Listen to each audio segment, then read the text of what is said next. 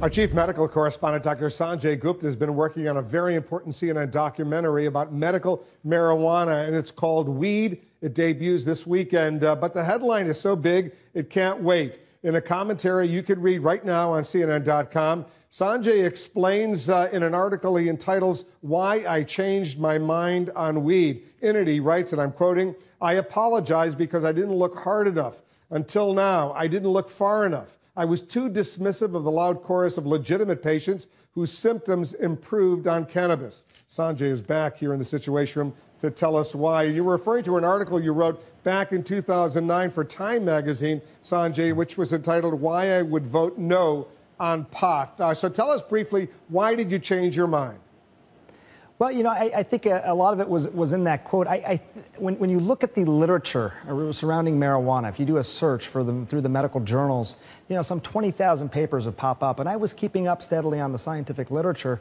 But what I was realizing was that the vast majority of these studies talked about the harm, the perils, the problems with marijuana. A very small percentage, less than 10%, close to 6%, actually evaluated benefit. So when you looked at all these studies in aggregate, Wolf, you would think that there was a distorted picture. You would think there was a lot more harm with marijuana than potential benefit. But it wasn't until I started looking at laboratories outside the United States, smaller laboratories that were doing amazing work, listening to the course of legitimate patients for whom not only did marijuana work, it was the only thing that worked, and that was quite stunning to me. I also looked closely at the DEA scheduling policy. They classify marijuana as a Schedule I substance, saying it's in the category of the most dangerous substances out there. And when I looked carefully at that, I found there was really no scientific evidence to say it was that dangerous, that it had high abuse potential, and that it had no medical applications. I believe it does have medical applications, and I just thought it was an important message to get out there. And you also conclude, Sanjay, and I read your excellent article, you conclude that in certain cases, medical marijuana is even more effective than various pharmaceutical drugs, right? Absolutely. And this is, again, I think very important for people to hear. The medical community is starting to understand this better. But this idea that, for example, neuropathic pain, that's this terrible sort of burning, lancinating pain patients have described to me. Oftentimes these patients, they're miserable. They get narcotics, morphine, OxyContin, Dilaudid. These types of medications don't work, maybe at all, but certainly not after a few months. People can develop tolerance to them.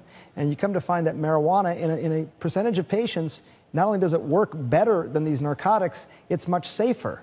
Because on those narcotics, Wolf, you and I have talked about this, there's a death, an accidental overdose death from prescription medications every 19 minutes in this country. Those are dangerous medications. You know, they have a role, but they can be dangerous. Whereas with marijuana, I couldn't find a single confirmed overdose death. So you have something that works better, may work when other things don't, and probably much safer. And again, I think that's important for both patients and the medical community to hear. All right, so medical marijuana serves a useful purpose, you conclude. What about recreational marijuana? What are the pros and cons? Well, you know, I do make a distinction between these things, and I think it's important. I mean, I really am approaching the medical marijuana angle of this in many ways because I've seen so many legitimate patients with legitimate problems not be able to get the treatment they needed. So I do make a distinction. But look, if you want to talk about, you want to raise the issue of moral equivalence with recreational marijuana and other substances that are out there, again, marijuana is considered a drug of high abuse, the highest abuse. Dependence rates are around 9%. As compared to alcohol, which is closer to 15, heroin 23, 25%, cocaine 20%. So it's probably not as problematic as those other types of drugs. I'm concerned about it as far as its use for young people with a developing brain still up to age mid-20s. But you know, again, from a moral equivalence standpoint, you'd be hard pressed to find additional harm from this in adults as compared to some of the other things.